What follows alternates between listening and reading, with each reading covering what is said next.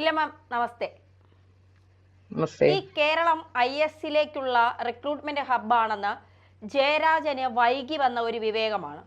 ഈ സംസ്ഥാനത്തുടനീളം ഇത്തരം ഒരു കാര്യം നടക്കുന്നുണ്ട്, തീവ്രവാദ ഭീഷണിയെക്കുറിച്ച് ആശങ്കകൾ ഉണ്ട് എന്ന് പലപ്പോഴും പലരും പറഞ്ഞപ്പോഴും അവരെയൊക്കെ നിശബ്ദരാക്കുന്ന ഒരു സമീപനമാണ് നമ്മളൊക്കെ കണ്ടത്. പക്ഷേ ഈ ജയരാജന്റെ ഇത്തരം പരാമർശങ്ങൾ അത് നമ്മൾ വളരെ ഗൗരവത്തോടെ കാണേണ്ടതില്ലേ? പ്രത്യേകിച്ച് ഈരാറ്റുപേട്ടയിൽ നിന്ന് ഇത്തരത്തിൽ ഈ തീവ്രവാദത്തിലേക്കുള്ള റിക്രൂട്ട്മെന്റ് നടക്കുന്നുവെന്ന് PC ജോർജ് ഉൾപ്പെടെ പല ആവർത്തി പറഞ്ഞ സാഹചര്യത്തിൽ തന്നെ ഈ തീവ്രവാദ റിക്രൂട്ട്മെന്റുകൾ കേരളത്തിൽ നടക്കുന്നുവെന്ന് ആദ്യം പറഞ്ഞത് RSSഉം സംഘപരിവാർ സംഘടനകളുമാണ്. 1980 മുതൽ ഇതിനുള്ള വിത്തുകൾ കേരളത്തിന്റെ മണ്ണിൽ പാകി തുടങ്ങിയിരിക്കുന്നുവെന്ന് RSS പറയുമ്പോൾ അതിനെ വർഗീയത എന്ന് പറഞ്ഞുകൊണ്ട് ഒരു മതവിഭാഗത്തിനെതിരെയുള്ള ശ്രമമാണെന്ന് പറഞ്ഞുകൊണ്ട് അന്ന് ആക്ഷേപിച്ചവരാണ് ഇന്ന് ആ സത്യം തുറന്നു പറയാൻ ശ്രമിക്കുന്നത് എന്നുള്ളത് മറ്റൊരു പ്രധാനപ്പെട്ട കാര്യമാണ്. ഇപ്പോ എന്തുകൊണ്ടാണ് P ജയരാജൻ ഇപ്പോ ഇങ്ങനെ ഒരു പ്രസ്താവനയുമായി മുന്നോട്ട് വന്നതെന്ന് മനസ്സിലാവുന്നില്ല. കാരണം ഇത് പറയേണ്ട ഒരു സമയത്തിനപ്പുറം കലാപകലുഷിതമായ മറ്റു പല വിഷയങ്ങളും ഇപ്പോ നമുക്ക് തന്നെ അറിയാം. CPM-നുള്ളിലെ വിഭാഗീയത, അങ്ങനെ നിരവധി പ്രശ്നങ്ങൾ നടക്കുമ്പോഴാണ് ഈ വിഷയവുമായി ബന്ധപ്പെട്ട് P ജയരാജൻ ഇപ്പോൾ ഇത്തരത്തിലൊരു വെളിപ്പെടുത്തൽ നടത്തിയിരിക്കുന്നത്. എന്താണ് അതിന്റെ യഥാർത്ഥ കാരണമെന്ന് നമുക്കിപ്പോ മനസ്സിലാവുന്നില്ല. ഏതായാലും എന്തു തന്നെയായാലും P ജയരാജൻ ഇതിൽ കുറച്ചെങ്കിലും അറിവുണ്ട്, അല്ലെങ്കിൽ മനസ്സിലാക്കിയിട്ടുണ്ട്, അല്ലെങ്കിൽ മനസ്സിലാക്കിയത് പുറത്തു പറയാൻ ശ്രമിക്കുന്നു എന്നുള്ളത് യാഥാർത്ഥ്യമായ കാര്യമാണ്. എല്ലാ കാലഘട്ടത്തിലും ഇത്തരത്തിലുള്ള തീവ്രവാദത്തിനുള്ള വിത്തുകൾ പാകിയിട്ടുണ്ട്. അത് പല രീതിയിലുണ്ട് എന്ന് ലവ് ജിഹാദ് എന്ന് പറയുന്ന അടക്കമുള്ള കാര്യങ്ങളിലേക്ക് വെളിച്ചം വീശുന്ന പല കാര്യങ്ങളും ഇവിടുത്തെ RSSഉം സംഘപരിവാർ പ്രസ്ഥാനങ്ങളും പറഞ്ഞപ്പോഴും പലപ്പോഴും ആ വിഷയങ്ങളെ മറച്ചു വെക്കാനും അല്ലെങ്കിൽ അങ്ങനെ ഒരു കാര്യമില്ല എന്ന് പറഞ്ഞുകൊണ്ട് അട്ടഹസിച്ചവരാണ് ഇവിടുത്തെ പുരോഗമനക്കാരായ ആൾക്കാർ. നമുക്കറിയാം. ഇനി ഈ ലവ് ജിഹാദ് എന്ന് മാത്രമല്ല, ഈ സ്ത്രീകളെ പ്രണയം നടിച്ചു കൊണ്ടുപോയി മതം മാറ്റി IS-ലേക്ക് കൊണ്ടുപോകുന്ന അടക്കമുള്ള കാര്യങ്ങൾ ലവ് ജിഹാദ് എന്ന് പറയുന്നത് ഉണ്ട് എന്ന് പലപ്പോഴും പലരും പറഞ്ഞിട്ടുണ്ട്. ഈ ലവ് ജിഹാദ് ഇല്ല എന്ന് പാർലമെന്റിൽ പറഞ്ഞു എന്ന് പറയുന്നത് അങ്ങനെ ഒരു വാക്കില്ല യഥാർത്ഥത്തിൽ. ലവും ജിഹാദും അങ്ങനെ ഇംഗ്ലീഷ് വാക്കോ അല്ലെങ്കിൽ അറബി വാക്കോ ഇല്ല എന്നുള്ളതാണ് അതിന്റെ യാഥാർത്ഥ്യം. അത് രണ്ടും ചേർന്നുള്ള ഒരു വാക്കിന്റെ പ്രശ്നത്തിലാണ് പാർലമെന്റിൽ ഇത് സംബന്ധിച്ച് അങ്ങനെ ഒരു കാര്യമില്ല എന്ന് പറയേണ്ടി വന്ന സാഹചര്യം ഉണ്ടായത്. ഏതായാലും നമുക്കൊരു കാര്യം മനസ്സിലാക്കുന്നത്, സംഘടിതമായ ആസൂത്രിതമായ ശ്രമം എല്ലാ ഭാഗത്തു നിന്നും ഉണ്ടാകുന്നത്. നമ്മൾ എവിടെയാണ് ഇത് കാണാത്തത്? പെൺകുട്ടികളെ പ്രണയം നടിച്ചു കൊണ്ടുപോകുന്നു. ഇപ്പൊ മയക്കുമരുന്നിന്റെ കാരിയേഴ്സ് ആയിട്ട് പെൺകുട്ടികളെ ഉപയോഗിക്കുന്ന രീതി കാണുന്നു. ഇങ്ങനെ പല രീതിയിൽ നമുക്കറിയാം. പോലീസിൽ ഇത്തരക്കാർ കടന്നുകൂടിയിട്ടുണ്ട് എന്നത് പല ഘട്ടങ്ങളിലായി പറഞ്ഞിട്ടുണ്ട്. പച്ചവെളിച്ചം എന്ന് പറയുന്ന ഒരു ഗ്രൂപ്പ് തന്നെ പോലീസിലുണ്ട് എന്നും ആ ഗ്രൂപ്പിന്റെ പ്രവർത്തനം അടക്കമുള്ളവ പുറത്തു വരുന്നുണ്ട്.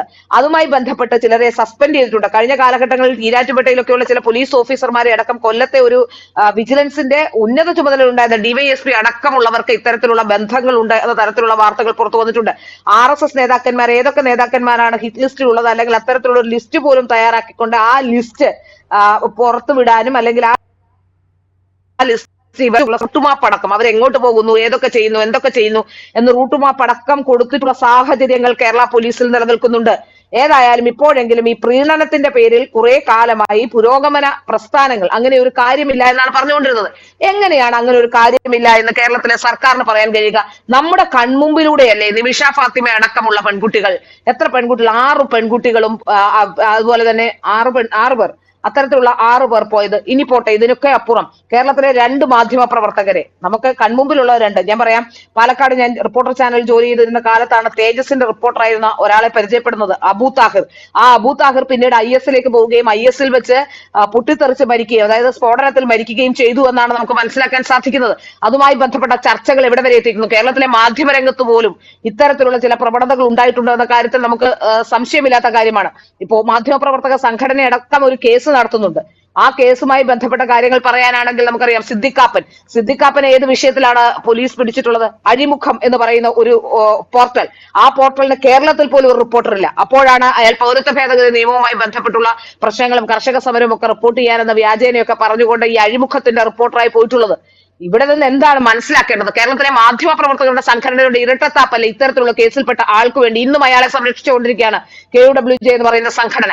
നമുക്ക് മനസ്സിലാക്കാൻ സാധിക്കുന്നത്, എല്ലാ സ്ഥലത്തും ഇത്തരത്തിലുള്ള തീവ്രവാദത്തിന്റെ വിത്തുകൾ അവർ പാകിക്കഴിഞ്ഞു. അതിനി ക്ഷേത്രങ്ങളായാലും അത്തരത്തിൽ എവിടെ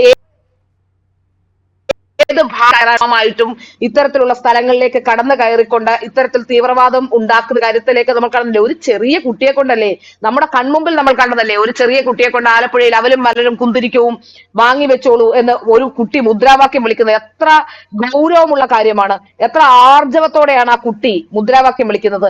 10 വയസ്സ് 7 വയസ്സുള്ള ഒരു കുട്ടി അത്തരത്തിൽ മുദ്രാവാക്യം വിളിക്കണമെങ്കിൽ അതിന്റെ ഉള്ളിൽ എത്രമാത്രം മതഭീകരവാദം, എത്രമാത്രം മത തീവ്രവാദം അതിന്റെ ഉള്ളിൽ വളർത്തിയിട്ടുണ്ടാകും. ഇനി ഇതൊക്കെ പോട്ടെ, എനിക്കെപ്പോഴും എന്തെങ്കിലും കാര്യത്തിൽ ഇത്തരത്തിലുള്ള തീവ്രവാദവുമായി ബന്ധപ്പെട്ട ഏതെങ്കിലും ഒരു വിഷയം പറയുമ്പോൾ മാത്രമാണ് ഫേസ്ബുക്കിൽ അറ്റാക്ക് ഉണ്ടാകുന്നത്. രാഷ്ട്രീയം പറയുമ്പോഴോ അല്ലെങ്കിൽ മറ്റേതെങ്കിലും വിഷയം പറയുമ്പോഴോ അല്ല. അപ്പോ ഒളിഞ്ഞിരിക്കുന്ന എല്ലാ ആൾക്കാരും, അതായത് ഈ ഒരു പ്രത്യേക മതവിഭാഗത്തിൽപ്പെട്ട ആൾക്കാർ ആ സമയത്ത് വളരെ കൃത്യമായി നമ്മുടെ ഫേസ്ബുക്കിലേക്ക് എത്തുന്നുണ്ട്. അത് എങ്ങനെയാണെന്നറിയില്ല. എന്റെ സുഹൃത്ത് വലയത്തിലുള്ള ആരുമല്ല, ഞാൻ അങ്ങനെ അത്തരത്തിലുള്ള സുഹൃത്ത് വലയമുള്ള ആളുമല്ല. ഇത് എവിടെ നിന്നാണ് ഇത്തരത്തിലുള്ള ആളുകൾ ചാടിപ്പുറപ്പെട്ടു വരുന്നത് നമുക്ക് അതിശയം തോന്നും. അത്തരത്തിൽ ഈ കേരളത്തിൽ ഒട്ടാകെ തീവ്രവാദത്തിന്റെ വിത്തുകൾ ഉണ്ട് എന്ന കാര്യത്തിൽ യാതൊരു സംശയവുമില്ല. ഇത് നമ്മുടെ മുമ്പിൽ നിരവധി കാര്യങ്ങൾ, നിരവധി ഉദാഹരണങ്ങൾ ഇതുമായി ബന്ധപ്പെട്ടില്ലേ. മറ്റൊരു കാര്യം ചോദിക്കട്ടെ, ജോസഫ് മാഷിന്റെ കൈവെട്ടിയ സംഭവം നമ്മുടെ മുന്നിലില്ലേ. ഇതൊക്കെ നടക്കുമ്പോഴും എന്താണ് പറഞ്ഞുകൊണ്ടിരിക്കുന്നത്? ഇവിടെ തീവ്രവാദം ഇല്ലെന്നാണോ? തീവ്രവാദത്തിന്റെ റിക്രൂട്ടിംഗ് ഹബ്ബായി മാറുന്നില്ല എന്നാണോ? ഇനി ഇതൊക്കെ കഴിഞ്ഞ ശേഷം നമ്മൾ എത്രയോ വിഷയങ്ങൾ കണ്ടതാണ്. അപ്പോഴൊക്കെ CPM-കാരുടെ ഒരു നിലപാട് എന്തായിരുന്നു? നിലപാട് കൃത്യമായി അവർ പറയുന്നത് എന്താണ്? അങ്ങനെ ഒരു സംഭവമേ ഇല്ല എന്നാണ്. അത് RSS ആണ് ലോകത്തുള്ള കുഴപ്പം മൊത്തം ഉണ്ടാക്കുന്നത് എന്ന് പറഞ്ഞുകൊണ്ടിരിക്കുകയായിരുന്നു ഇത്രയും കാലം. യഥാർത്ഥത്തിൽ ഇതിൽ ആരാണ് കുഴപ്പക്കാരെന്നതിനെ സംബന്ധിച്ച് നമുക്ക് ഇപ്പോഴും അറിയില്ല. കഴിഞ്ഞ ദിവസവും കണ്ടൊരു ഓൺലൈൻ ചാനലിന് ഒരാൾ വാർത്ത കൊടുത്തു, ഒരു ഇന്റർവ്യൂ നടക്കുന്നു. ആ ഇന്റർവ്യൂവിൽ അവർ പറയുന്നത് രാജ്യത്തെ വിഘടിപ്പിക്കാനുള്ള ശ്രമത്തിന്റെ ഭാഗമായിട്ടാണ് RSS ഇവിടെ നിലകൊണ്ടതെന്നും എന്ന് പറയുന്നുണ്ട്. അതിൽ തന്നെ പറയുന്നുണ്ട് 100 വർഷമായിട്ടും എന്തൊക്കെ പ്രതിസന്ധി ഉണ്ടായിട്ടും ഈ സംഘടന മുന്നോട്ട് പോയി എന്ന്. 100 വർഷമായിട്ടും ഒരു സംഘടനയ്ക്ക് സ്റ്റെബിലിറ്റിയോടുകൂടി നിൽക്കാൻ കഴിഞ്ഞിട്ടുണ്ടെങ്കിൽ മറ്റൊരു പ്രശ്നത്തിലും അവർക്ക് യാതൊരു വിധത്തിലുള്ള പ്രതിസന്ധികളും ഉണ്ടായിട്ടില്ലെങ്കിൽ അവരെ 1-2 തവണ നിരോധിക്കുന്ന അവസരമൊക്കെ ഉണ്ടായി. അത് നമുക്കറിയാം. ഇപ്പൊ പിണറായി വിജയനെ പണ്ടൊരിക്കൽ ഒരു കൊലക്കേസിൽ പ്രതിയായിരുന്നു എന്ന് പറഞ്ഞുകൊണ്ട് ജീവിതകാലമുണ്ട് അതിൽ പ്രതിയല്ല, അതിൽ ശിക്ഷിക്കപ്പെടണ്ട എന്ന് കണ്ടാൽ പിന്നെ നമ്മൾ പിണറായി വിജയനെ കൊലപാതകി എന്ന് ആക്ഷേപിക്കുന്നതിൽ വല്ല കാര്യമുണ്ടോ? അതുപോലെയാണ് RSSന്റെ കാര്യം. ഗാന്ധിവധവുമായി ബന്ധപ്പെട്ട് അതിന് തുടർച്ചയായി നിരോധിക്കപ്പെട്ടു എന്ന് പറയപ്പെടുന്ന ഒരു സംഘടന അതിൽ പങ്കില്ല എന്ന് കണ്ട കുറ്റവിമുക്തമാക്കപ്പെട്ടപ്പോ പിന്നെ എന്തിനാണ് ജീവിതകാലം മുഴുവൻ ഇങ്ങനെ ആക്ഷേപിച്ചുകൊണ്ടിരിക്കുന്ന RSSനെ? യഥാർത്ഥത്തിൽ അതിനൊക്കെ ലക്ഷ്യം ഒന്നേ ഉള്ളൂ, തീവ്രവാദത്തിനുള്ള ഹബ്ബായി മാറ്റാൻ. ഇത് ഇവിടുത്തെ പുരോഗമന പ്രസ്ഥാനങ്ങൾ കൂടുതൽ പങ്ക് വഹിച്ചിട്ടുണ്ട്, ഒരു സംശയമില്ല കാര്യത്തിൽ. ഇവിടുത്തെ തീവ്രവാദ പ്രസ്ഥാനങ്ങളാണ് ഇത്തരത്തിൽ. കേരളത്തിലെ തീവ്രവാദ പ്രസ്ഥാനങ്ങൾക്ക് ചൂടും ചൂരും കേരളത്തിലെ മണ്ണ് അതിന് അനുയോജ്യമാക്കി മാറ്റിയത് കേരളത്തിലെ പുരോഗമന പ്രസ്ഥാനങ്ങളാണ്. കാരണം മറ്റൊരു സ്റ്റേറ്റിലും ഇല്ലാത്ത വിധം കേരളം എങ്ങനെയാണ് വിദ്യാഭ്യാസമുള്ള സംസ്കാരമുള്ളവരുടെ ഒരു തലമുറ എന്ന് അവകാശപ്പെടുന്ന കേരളത്തിലെ കുട്ടികൾ എങ്ങനെയാണ് തീവ്രവാദ പ്രവർത്തനങ്ങളിലേക്ക് കൂടുതൽ ആകൃഷ്ടരായി പോകുന്നത്? മതഭീകരവാദത്തിന്റെ ഭ്രാന്തിലേക്ക് കേരളത്തിലെ ജനങ്ങൾ എങ്ങനെയാണ് മാറ്റപ്പെടുന്നത്? യഥാർത്ഥത്തിൽ പുരോഗമനക്കാർ ചെയ്തു കൂട്ടിയ അല്ലെങ്കിൽ പുരോഗമനക്കാർ നൽകുന്ന പ്രോത്സാഹനമാണ് ഇത്തരത്തിൽ വലിയ രീതിയിലുള്ള അക്രമ പ്രവർത്തനങ്ങളിലേക്കും അതുപോലെ തന്നെ ഇത്തരത്തിലുള്ള തീവ്രവാദ പ്രവർത്തനങ്ങൾ. ഇവിടെ ഒന്നും സംഭവിക്കാനില്ല. ഇവിടെ നിന്ന് റിക്രൂട്ട്മെന്റ് നടത്തിയാൽ തീവ്രവാദത്തിന് ഏറ്റവും വളക്കൂറുള്ള മണ്ണാക്കി കേരളത്തെ മാറ്റിയെടുക്കാം. കാരണം RSS വിരോധം അന്ധമായി പറഞ്ഞ് സാധാരണക്കാരനെ വഴിതെറ്റിച്ച് ആ രീതിയിലേക്ക് കൊണ്ടുവരുന്നതിൽ നല്ല പങ്ക് കേരളത്തിലെ പുരോഗമന പ്രസ്ഥാനങ്ങൾ വഹിച്ചിട്ടുണ്ടെന്ന കാര്യത്തിൽ യാതൊരു സംശയവുമില്ല. അത് തന്നെയാണ് ഇപ്പോൾ P ജയരാജന് തുറന്നു പറയേണ്ടി വരുന്ന സാഹചര്യം ഉണ്ടായിട്ടുള്ളത്. പക്ഷെ അത് CPM-ന്റെ ഒരു വിഭാഗീയതയുടെ, CPM-ൽ നിലനിൽക്കുന്ന ഇപ്പോഴത്തെ ഒരു വിഭാഗീയതയുടെ ഭാഗമായാണ് പറഞ്ഞതെന്നാണ് എനിക്ക് മനസ്സിലാക്കാൻ സാധിക്കുന്നത്. ഈ പിണറായി വിജയനോട് ഇത് തുറന്നു പറയാനും ഇങ്ങനെ ഒരു കാര്യം ജയരാജൻ അറിയാമെങ്കിൽ അതിലെ ഒരു ആത്മാർത്ഥതയോടുകൂടിയുള്ള തുറന്നു പറച്ചിലാണ് ഇപ്പോ P ജയരാജൻ നടത്തി. തീർച്ചയായും ഈ വിഷയം CPM-ന്റെ കമ്മിറ്റികളിലും അതുപോലെ തന്നെ CPM നേതാക്കളോടും ഒക്കെ ഇത് ചർച്ച ചെയ്തുകൊണ്ട് സർക്കാർ തലത്തിൽ തന്നെ അതിന് എന്ത് നടപടി സ്വീകരിക്കാൻ കഴിയുമെന്ന് നോക്കേണ്ടതല്ലേ? അതിന് P ജയരാജൻ ശ്രമം നടത്തുന്നുണ്ടോ? യഥാർത്ഥത്തിൽ ഇപ്പോൾ ഈ നിമിഷ ഫാത്തിമ, ഹാദിയ പോലുള്ള നിരവധി പെൺകുട്ടികൾ ഈ പറയുന്ന ലവ് ജിഹാദ് എന്ന ആ ഒരു രീതിയിലേക്ക് പോയി ആദ്യം സ്നേഹിക്കുന്നു, പിന്നീട് മതം മാറ്റുന്നു, പിന്നീട് അവരെ ഇപ്പോൾ നിമിഷ ഫാത്തിമയൊക്കെ എവിടെയാണ് എന്താണെന്ന് പോലും നമുക്കറിയില്ല, ഇന്ത്യയിലേക്ക് തിരിച്ചു വരണമെന്നൊക്കെ ഇവർ പറയുന്നുണ്ട്. ഹാദിയുടെ കാര്യമായാലും ആദ്യം കോടതിയിൽ പോയി പിന്നീട് ഇപ്പോൾ 2ാമത് വിവാഹം കഴിച്ചു എന്നൊക്കെ പറയുന്നു. അതും അന്യമതത്തിൽപ്പെട്ട ഒരാളെ തന്നെയാണ്. അപ്പോൾ ഇത്തരത്തിൽ വലിയ സംഘങ്ങൾ നമ്മുടെ കേരളത്തിൽ പ്രവർത്തിച്ചിട്ടുണ്ട്. എനിക്ക് തോന്നുന്നു, എൻ്റെ ഓർമ്മ ശരിയാണെങ്കിൽ DGP ആയിരുന്ന ബെഹ്റ ഇതൊരിക്കൽ തുറന്നു പറഞ്ഞിട്ടുണ്ട് എന്നുള്ളതാണ്. അന്ന് വലിയ വിവാദങ്ങളൊക്കെ ആയതാണ്. ഇപ്പോ ജയരാജന്റെ പറച്ചിലിന് പിന്നിൽ എന്തായിരിക്കും ലക്ഷ്യം? അതാണ് ഞാൻ പറയുന്നത്. ആദ്യം ഇത് ഈ ബെഹ്റ മാത്രമല്ല, അതിനു മുമ്പ് DGP സെൻകുമാർ ഈ വിഷയത്തിൽ വളരെ കൃത്യമായ പഠനം നടത്തിക്കൊണ്ട് കൃത്യമായ വിവരങ്ങൾ പുറത്തു പറഞ്ഞ ഒരാളാണ് DGP സെൻകുമാർ.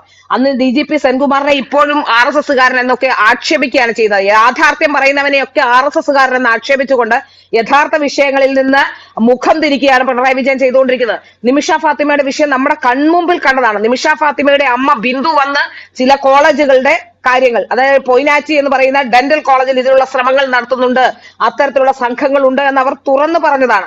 അതിനുശേഷം നിരവധി വിഷയങ്ങൾ വന്നു. അവർ ഓരോ വിവരവും കൃത്യമായി അന്ന് തുറന്നു പറഞ്ഞതാണ്. പക്ഷെ അവരല്പം താമസിച്ചു പോയി. അവരുടെ ഉള്ളിലും ഒരു മതേതരത്വം അല്ലെങ്കിൽ ഈ പറയപ്പെടുന്ന സോക്കോൾഡ് കേരളത്തിലെ പുരോഗമനവാദം ഈ ബിന്ദുവിന്റെ ഉള്ളിലും ഉണ്ടായിരുന്നതുകൊണ്ട് ബിന്ദു ഈ വിഷയങ്ങൾ അറിഞ്ഞപ്പോൾ പോലും, ബിന്ദുവിന് IS പോയപ്പോൾ മാത്രമാണ് മകൾ പ്രശ്നക്കാരിയാണ് അല്ലെങ്കിൽ മകൾ പ്രശ്നത്തിലേക്ക് പോകുന്നുവെന്ന് ബോധ്യം വന്നത്.